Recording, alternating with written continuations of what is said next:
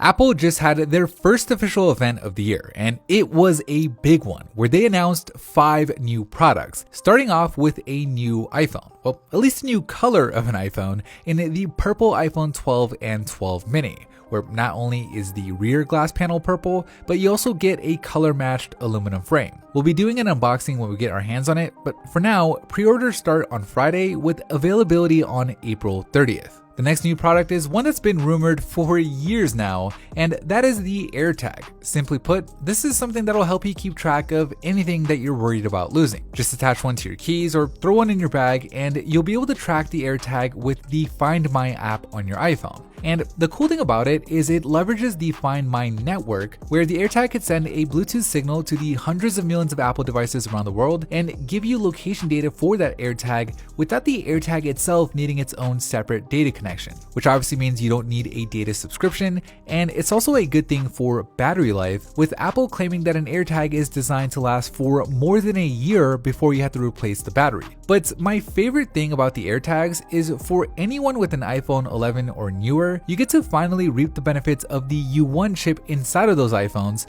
where you literally get turn-by-turn directions, or what Apple is calling precision finding, to help you track down the AirTag wherever it may be, even if it's inside of your house, kind of like a game of hot and cold. Apple's offering some different accessories for the AirTags, along with free personal engravings. The AirTag starts at just $29.99 for a single unit, or you can go with a 4-pack for $100, which brings the cost down to $25 a pop. Pre-orders for the AirTag start on April 30th, with availability starting in mid-May. Alright, so the next new product that Apple announced is the Apple TV 4K, which is now powered by the A12 Bionic chip, allowing it to play HDR content at higher frame rates while also supporting Dolby Vision. Another cool feature is the Apple TV will use the light sensors on your iPhone in order to color balance your actual TV set. Apparently this is supposed to make a big difference, but we'll wait and see until we actually get our hands on it.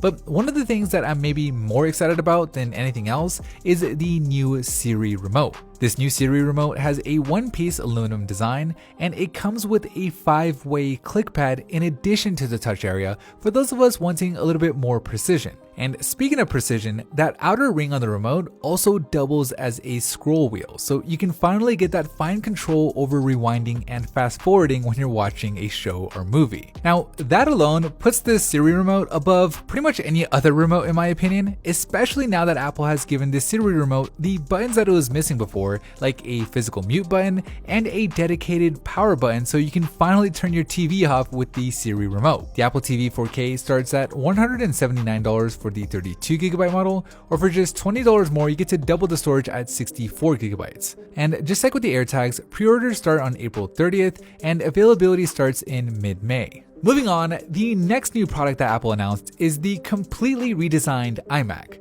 The new design features thinner bezels, so it's only a little bit larger than the previous 21-inch iMac, despite having a larger 24-inch display. And it comes in a whopping 7 different colors. The new iMac's display has a 4.5K resolution. It features True Tone to adapt to the unique lighting conditions in your room. It has an improved 1080p camera with a larger sensor, a 3-microphone array with beamforming for better audio quality on your calls. It has what Apple is calling the best sound system on any Mac, with a new 6-speaker sound system, and well, this thing is just impossibly thin. I mean, that is the entire computer there, which of course is in large part thanks to the Apple Silicon M1 chip, which unlike previous iMac chips, doesn't require anywhere near the kind of heat management, and a lot of what would have been separate components is all in one system.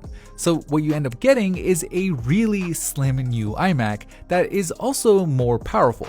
At least according to Apple, with them claiming that in apps like Xcode, Lightroom, and iMovie, the M1 CPU is up to 85% faster than the previous 21-inch iMacs. And when it comes to the GPU, for certain apps like Photoshop, the new iMacs are up to 2 times faster than previous models. And because the M1 has the same chip architecture as the iPhone and the iPad, you can actually run iPhone and iPad apps right on the iMac's bigger screen. In terms of connectivity, the new iMacs have up to 4 USB-C ports, including 2 Thunderbolt ports, with support for up to a 6K display. Included is a 2-meter color-matched power connector that attaches magnetically with a power adapter that actually has an Ethernet port port built into it, and it actually connects through the power cable itself. Apple did this probably to help keep the iMac as thin as possible, and it's actually a pretty smart design. The new keyboards and mice are, like everything else, color matched to the iMac, and really the big new feature with the keyboard is you finally have Touch ID built in, which is something that I've been wanting forever. The iMac starts at $12.99 and pre-orders began on April 30th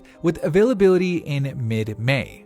Alright, so we have covered a lot already, but there's still one more product to go, and that is the all-new iPad Pro, which is now more pro than ever. Because just like with the new iMacs, it's now powered by that same Apple Silicon M1 chip, which when compared to the previous gen iPad Pro, the CPU is now 50% faster, the GPU is 40% faster, the storage is now 2 times faster, and it even comes with a 2TB option. On top of that, you get 5G with millimeter wave in the US models, and while the iPads have had USB-C for a while now, the new iPad Pro has Thunderbolt with USB 4 support.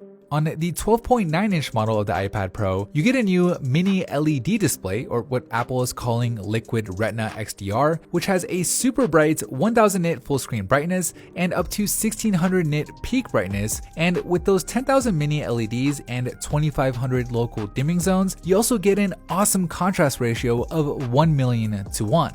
And then finally, the last major thing that's new with the iPad Pro is the selfie camera, which to be honest, really needed an update, not because people are taking selfies on the iPad, but for video calls. Since the position where Apple puts the selfie camera is kind of awkward when the iPad is in landscape since it's all the way over on the side. But with the new ultra-wide selfie camera, that should be less of an issue with the feature Apple is calling Center Stage, where it'll zoom and pan based off where you are in frame, making sure to keep you centered and even zooming out if there's more than one person in the call. This seems really cool, but we'll have to wait and see it for ourselves. Pre-orders start on April 30th, and just like with most of the other products, availability is going to be in mid-May. We're going to be covering all of these products on the channel in the coming weeks, so be sure to subscribe if you don't want to miss out, especially on those unboxings. Seriously, swipe up.